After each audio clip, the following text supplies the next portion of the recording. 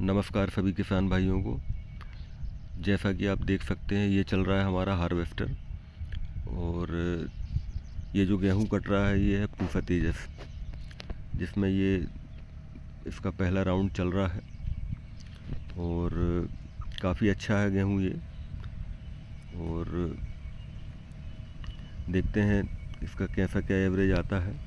और ये जो गेहूं है ये धान वाले खेत में है, तो कितना इसका उत्पादन निकलता है वो भी देखते हैं। तो ये चल रहा है हार्वेस्टर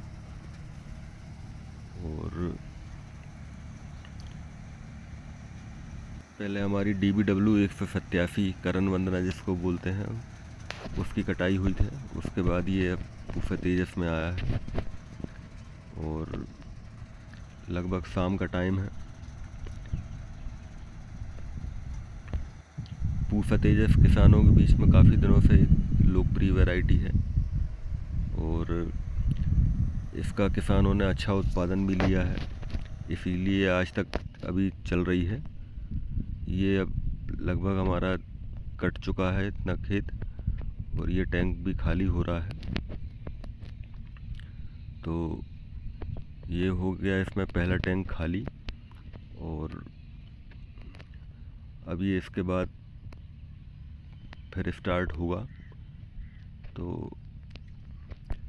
अभी तो करते हैं इस गेहूं की बात। तो ये गेहूं मुझे तो काफ़ी पसंद आया है, क्योंकि एक तो इसकी हाइट बहुत कम है और लॉजिंग की समस्या इसमें आती नहीं है और ये सूखे की बिजाई में की गई है, जिसमें ये इसका जर्मिनेशन भी बहुत अच्छा हुआ था।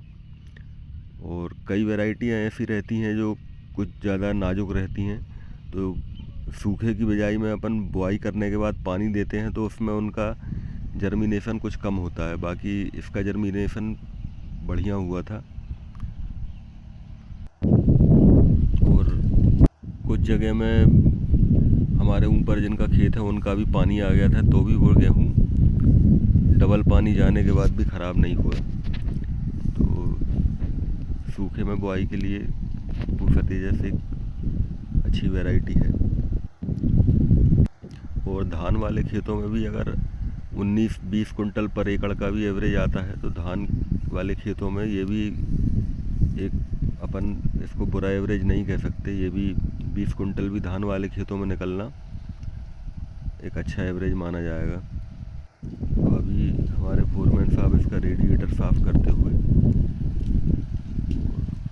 अब ये फिर दोबारा स्टार्ट होगा। और आजकल नई नई वैरायटियों के चक्कर में किसान बहुत ज़्यादा भ्रमित हो चुके हैं कि कौन सी वैरायटी कब कब रिलीज़ हुई, और उनका इतना प्रचार कर दिया जाता है कि किसान उनके पीछे भागते हैं।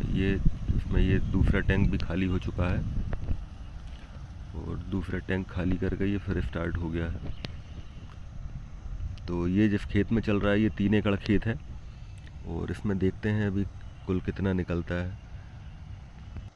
ऐसी एक वैरायटी GW 513 भी हमने लगाई है और पर उसका उत्पादन सबसे कम आया है। तो कहीं कहीं किसी वैरायटी का प्रोडक्शन आ सकता है। बाकी अपने क्षेत्र की जो परिस्थितियां हैं और अपने यहाँ जिस फसल की खेती होती है, जैसे धान के खेतों में एवरेज कोई भी वैरायटी हो उसका एवरेज कम ही आता है। तो अपने क्षेत्र और अपनी कंडीशन के हिसाब से ही आप वैरायटियों का चयन करें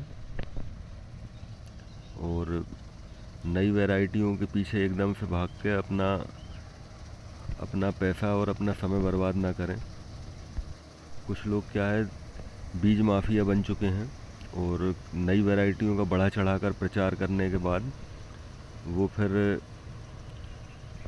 बीज बेचने का काम करते हैं और बहुत महंगे दामों पे बीज बेच के वो तो मुनाफा कमा लेते हैं, पर किसान जब उनसे बीज लेके वो फसल लगाता है तो उसको वो उत्पादन नहीं मिलता, क्योंकि वो तो उत्पादन उनका भी नहीं आया। वो तो एक बढ़ा चढ़ाकर बता के उन्होंने एक हाइप क्रिएट की है।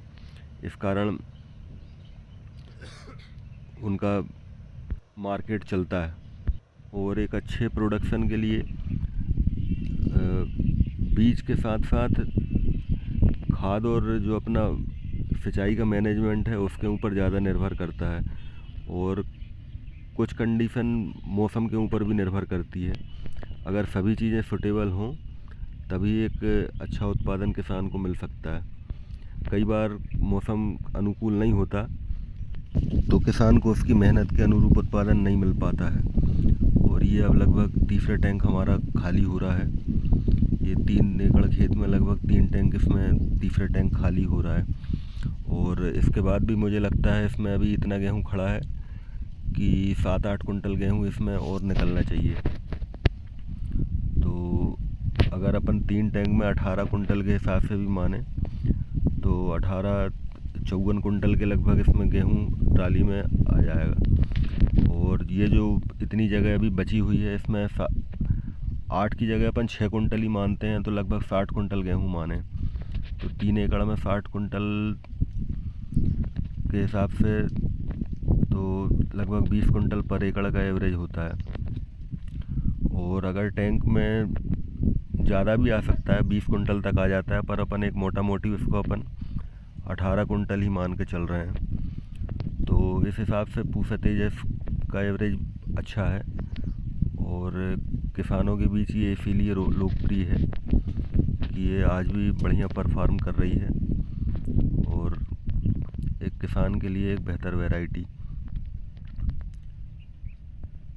तो उत्पादन के मामले में आज भी ये वैरायटी किसी नई वैरायटियों से पीछे नहीं है जिनका कि प्रचार ज़्यादा किया जाता है और उनमें उतनी दम होती नहीं है। जिस वैरायटी में दम है उसका प्रचार किसी को नहीं करना पड़ता, उसका प्रचार किसान खुद स्वयं करता है।